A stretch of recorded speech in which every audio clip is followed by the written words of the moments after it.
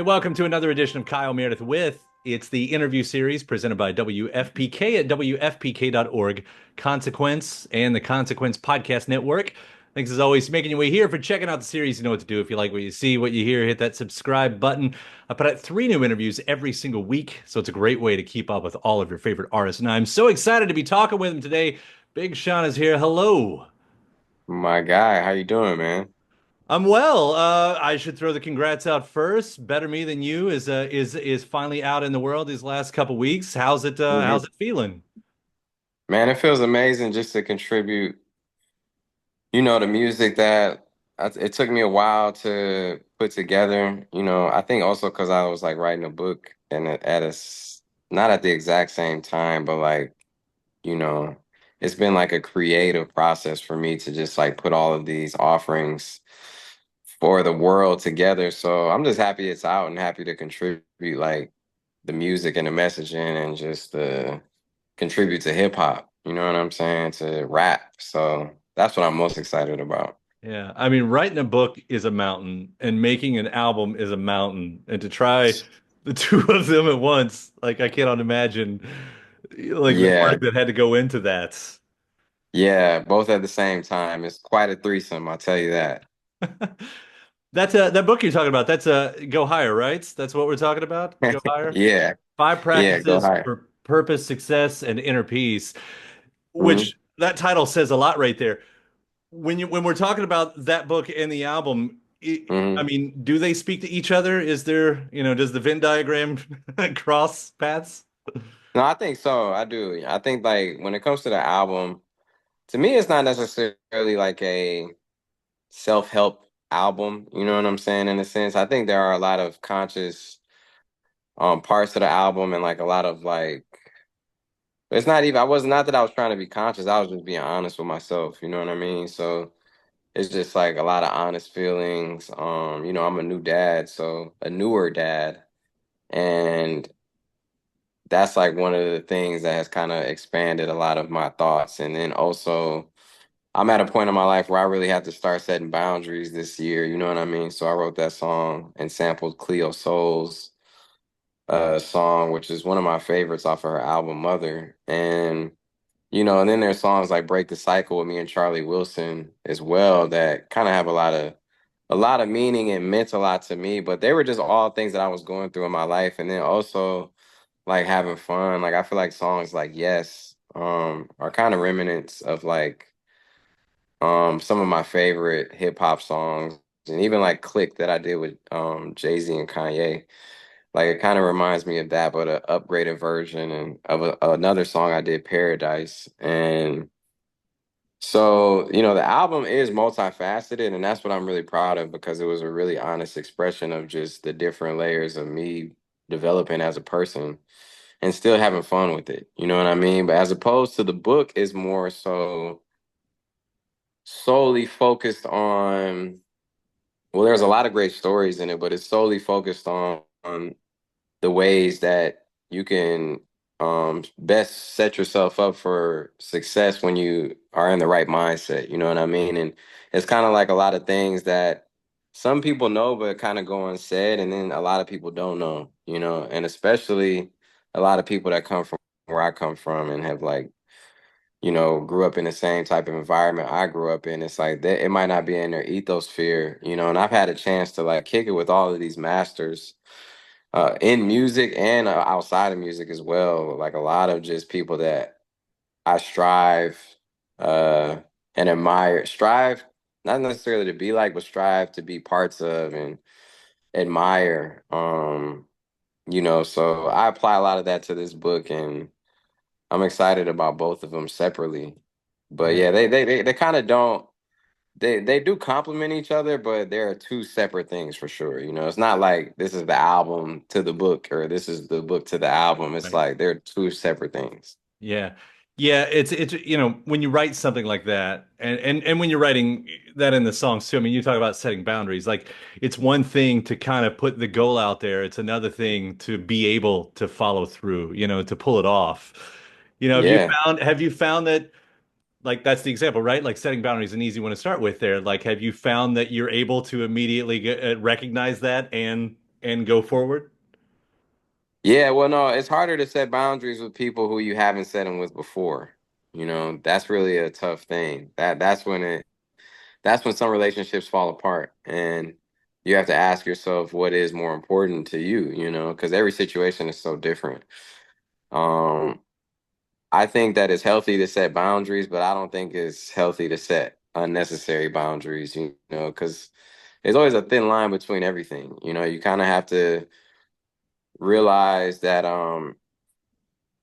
if there are people who you care about and love, and you know, you have to balance what is important to you and realize like, okay, you may be affecting somebody else, you may be affecting the people you love, but it's just about like having the awareness how much you're affecting them, why you're putting that boundary up, and how to move forward, you know, because if it's obviously it only should be to help you be able to be your best self and to help you bring a better self to the table of whatever it is you're doing or on the pursuit of, you know. So Yeah.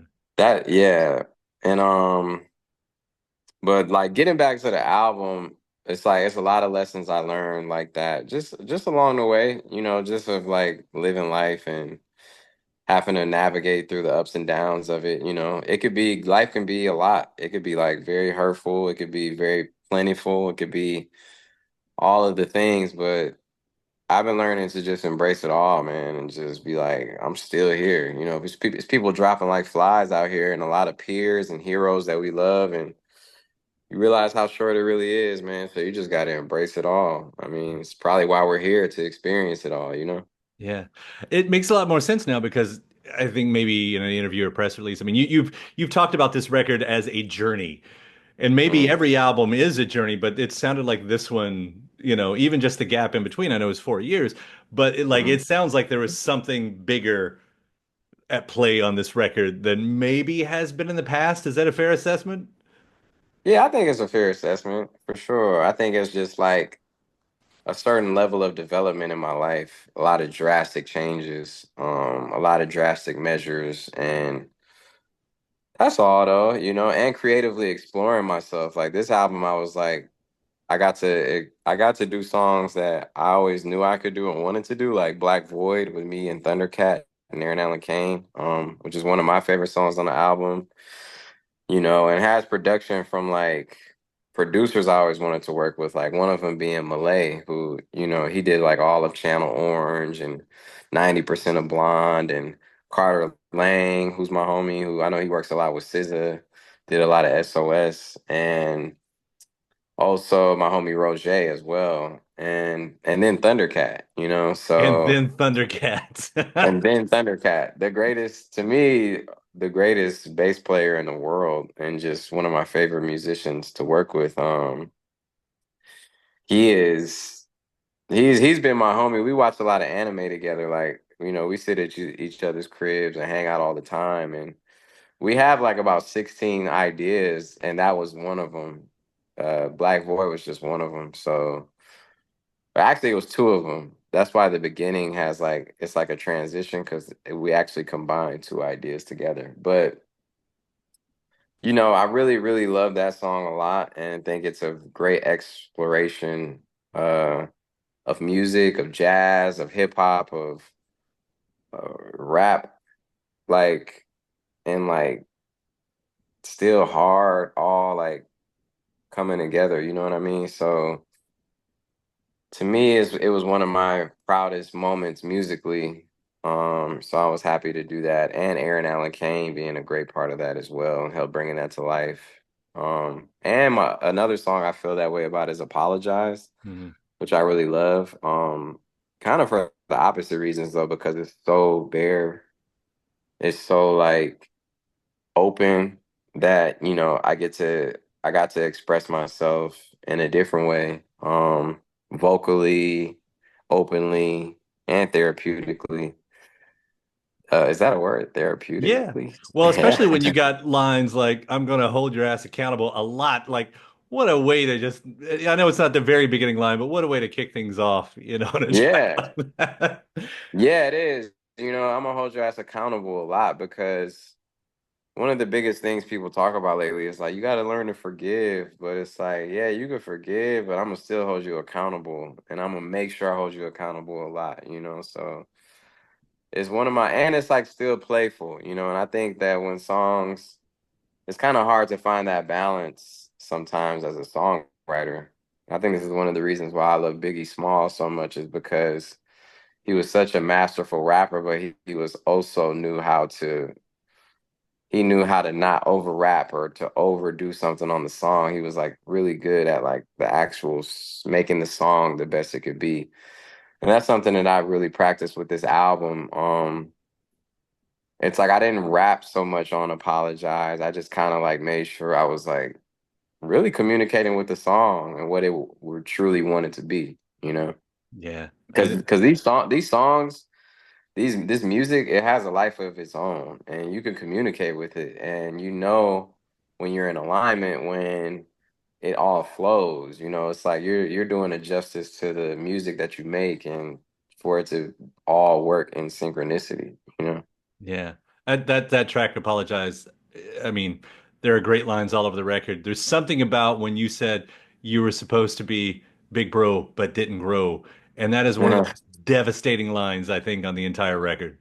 Yeah, yeah, yeah. No, and that's real talk. It's like some people get older, but they don't really grow. You know what I'm saying? They Mm. grow, they may grow, not grow up, they just grow old. And that was kind of like an example of that. And the song itself, Apologize, is kind of like about five different people that I did a writing exercise and combined them into one person and made this one person and metaphorically wrote the song about this one person. But it's in reality, it's about five different people that I combined. Hmm. What's Yeah. the at the beginning there, the banjo, like it reminds me of Sufjan Stevens style of banjo, you know. Yeah, that's right. Yeah. That's a good call out.